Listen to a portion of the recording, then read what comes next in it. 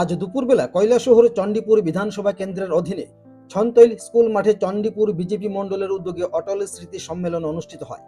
সম্মেলন শুরু হবার পূর্বে প্রধানমন্ত্রীর মন কি বাত অনুষ্ঠান শ্রবণ করে দলীয় কার্যকর্তারা। আজকের এই সম্মেলনে প্রধান অতিথি হিসেবে উপস্থিত ছিলেন চণ্ডীপুর বিধানসভা কেন্দ্রের বিধায়ক তথা মন্ত্রী টিঙ্কু রায়।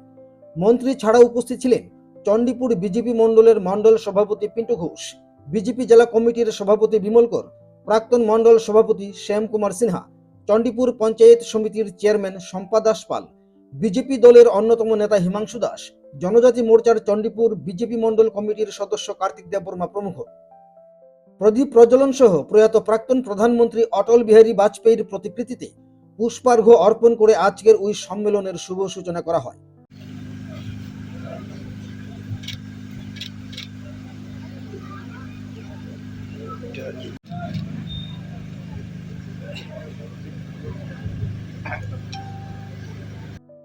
উপস্থিত নেতৃত্বরা রাজ্য সরকার ও কেন্দ্র সরকারের বিভিন্ন উন্নয়নমূলক কাজকর্মের কথা তুলে ধরার পাশাপাশি প্রয়াত ও প্রাক্তন প্রধানমন্ত্রী অটল বিহারী বাজপেয়ীজির জীবনী নিয়ে আলোচনা করেন। আজকের এই অনুষ্ঠানে চণ্ডীপুর বিধানসভা কেন্দ্রের সকল বুথের বিজেপি দলের কার্যকর্তাদের পাশাপাশি সকল গ্রাম পঞ্চায়েতের প্রধান ও উপপ্রধানগণ উপস্থিত ছিলেন। মাতরম বন্দে মাতরম সর্বলোকিত জামিনী মাতরম বন্দে মাতরম বন্দরম সুজলাং সুফলাং মলয়জ। भारत माता की, भारत माता की, बीजेपी बीजेपी बीजेपी। খুব সংক্ষেপে কয়েকটা কথা বলার চেষ্টা করব। এখানে যারা উপস্থিত আছেন এই আজকের এই সমাবেশে সংখ্যাটা যদি আমি বলি যে এখানে 50-এর কাছাকাছি বয়সের অর্থাৎ আমার সমবয়সের অর্ধেকের বেশি সংখ্যায়, আর যাদের বয়স 60 ঊর্ধ্ব সেই সংখ্যাটা খুব জোরে হয়তো 100-200 হবে। এর জন্য আমি বলছি এই কথাটা, আমরা যখন রাজনীতিতে পদার্পণ করি অর্থাৎ আমরা যখন প্রবেশ করি এই 50 বয়সের যারা রয়েছেন, 55 বা 50 বয়সের, এই বয়সের নেতৃত্ব যারা আজকে রাজনীতিতে আছেন, এই রাজনীতিতে আমরা যখন প্রবেশ করি আমাদের সামনে দুটা বিচারধারা ছিল।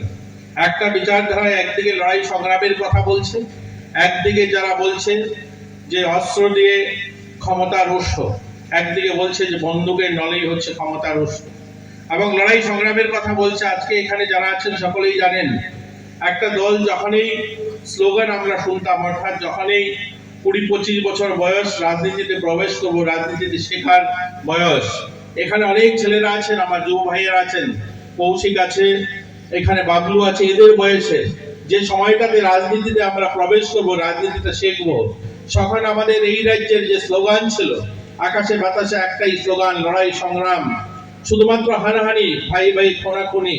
এখানে শুনেছেন আমার আগের বক্তা তিনি বলেছেন যেভাবে গোটা রাজ্যে সাবরুম থেকে ধর্মনগর, আমাদের জম্পুই হিল থেকে শুরু করে কৈলাস শহর থেকে গন্ডাছড়া রাইমা ভ্যালির পাহাড়ে যেদিকে তাকাবেন সেদিকে শুধু রক্তের বন্যা।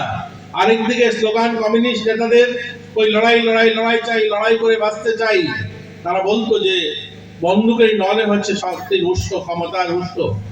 এই এক বিচারধারা। আরেকদিকে আরেকটা বিচারধারা যেখানে ভারত মায়ের চলে পুষ্পাঞ্জলি দিয়ে, ভারত মাকে বন্দনা করে, মাকে শ্রদ্ধাঞ্জলি জানিয়ে, এই ভূমিকে শ্রদ্ধাঞ্জলি জানিয়ে মাথা নত করে দেশ মাতৃকার সেবায় অঙ্গীকার করা। এই দুটা বিচারধারার মধ্যে আমাদের তখন সংঘর্ষ ছিল, কোন রাস্তায় হাঁটবো আমরা তখন যখন সেই যুবক যারা রাজনীতিতে পা দেবে, এই রাজ্যের একটা বড় অংশের যুবকেরা বুঝে উঠতে পারছে না কোথায় যাবে। কারণ আজকে যারা এখানে সমবেত হয়েছেন, অধিক সংখ্যক যারা এসছেন, অনেকেই আছেন যারা আজ ক্ষমতায় দলটা আছে তার জন্য হয়তো এসছেন। আমার আগের বক্তারা বলেছেন আমরা যখন মিটিংয়ে যাই তখন আমরা ভাবি আমরা কি পাবো। আমাদের মিটিংয়ে ভারতীয় জনতা পার্টিতে সমর্থন করলাম 6 বছর হলো, ভারতীয় জনতা পার্টির পতাকা হাতে নিলাম 7 বছর হলো, 8 বছর হলো, 9 বছর হলো, কন্ট্রাক্টরি কাজটা পেলাম না, এখনো ছেলের চাকরিটা হয়নি, বা এখনো আমার বাড়ির ঘরটার নামটা লিস্ট হয়নি। এই ভাবনা নিয়েই আমরা সমবেত হই। কিন্তু ভাবুন, আজ থেকে 30 বছর, 35 বছর আগে, 40 বছর আগে যারা এই পতাকাটা হাতে নিয়েছিল, তখন তো কিছু চাওয়া বা পাওয়ার ছিল না। আমার মনে আছে আজও 1996 সাল, এই আরকে স্কুল গ্রাউন্ডে যে হলটা আছে আপনারা সকলেই জানেন, এই আরকে স্কুলে তপন শিকদার এসছেন। অবিভক্ত উত্তর জেলা, ধলাই থেকে উত্তর ত্রিপুরা ধর্মনগর, কমলপুর, ধর্মনগর, গন্ডাছড়া, গোটা জেলার থেকে মানুষ আসবে সেখানে হল ভর্তি হতে হবে। তখনকার সময় আমাদের এই আরকে হলটা ভর্তি করেও কঠিন ছিল। এই হল ভর্তির জন্য লোক আসবে কোথা থেকে? ধর্মনগর থেকে আমরা আসবো। কি করে আসবো? ধর্মনগর থেকে বাস রিজার্ভ করার পয়সা নেই। সেই বাসের উপরে বসে আমরা এই হলে এসে মিটিং শুনেছি। যাওয়ার ব্যবস্থা নেই, আগরতলা মিটিং এ যেতে হবে, ট্রাকে করে আমরা গিয়েছি। সেখানে পাওয়ার আশায় যাইনি, সেখানে আমরা কিছু পাবো সেরকম স্বপ্ন নিয়ে আমরা সেদিন যাইনি, কারণ আমরা জানি পাবো না। 1998 সালে বিধানসভার টিকিট দেওয়া হবে, নমিনেশন দেওয়া হবে, তার মিটিং এর আয়োজন করা হয়েছে। আমাদের তখনকার যুবরাজনগর বিধানসভার মন্ডল সভাপতি সত্যরঞ্জন পাল মহোদয় ছিলেন, তিনি যাবেন না, বয়স্ক মানুষ যেতে পারবেন না, আমাকে দায়িত্ব দিলেন এবং আমাদের তখনকার জেলা সাধারণ সম্পাদক অরূপ বর্ধনকে দায়িত্ব দিলেন যে আমাদেরকে যেতে হবে সেখানে। যাওয়ার জন্য পয়সা নেই, আমরা খুব অল্প পয়সা জোগাড় করে সেই ট্রাকে চেপে প্রায় 10 ঘন্টা 12 ঘন্টা সময় নিয়ে সেই আগরতলাতে মিটিং অ্যাটেন্ড করতে যেতে হয়েছে। এরকম একটা দুটো ঘটনা নয়, আমার আজও মনে আছে 1997 বা 98 সালটা হবে, আমাদেরকে বলা হয়েছে ওয়েস্ট বেঙ্গলে আমাদের প্রচারে যেতে হবে, সেখানে বাংলায় পঞ্চায়েত নির্বাচন হবে। সেই পঞ্চায়েত নির্বাচনে আমরা জানি সেখানে আমাদের কোনো প্রতিনিধি জয়ী হবে না, কিন্তু সেখানে আমাদের যেতে হবে। আমাদের তখনকার সময় আমাদের রাজ্যের যুব মোর্চার সভাপতি তমাল দেব, তিনি বললেন যাবে আমার সঙ্গে, সেখানে আমরা প্রচারে যাব পঞ্চায়েতে। কোথায় যাবেন? সেই দুর্গাপুর যাব, দুর্গাপুর সেই গলসিতে যাবে। যাওয়ার জন্য ট্রেনে চেপে, আপনারা জানেন ধর্মনগর থেকে ট্রেনের ব্যবস্থা ছিল না, আমরা বাসে করে গুয়াহাটি গেলাম, গুয়াহাটি থেকে ট্রেনে করে কলকাতায়, সেখানে হাওড়া থেকে আমরা দমদম হয়ে সেখানে গেলাম দুর্গাপুরে।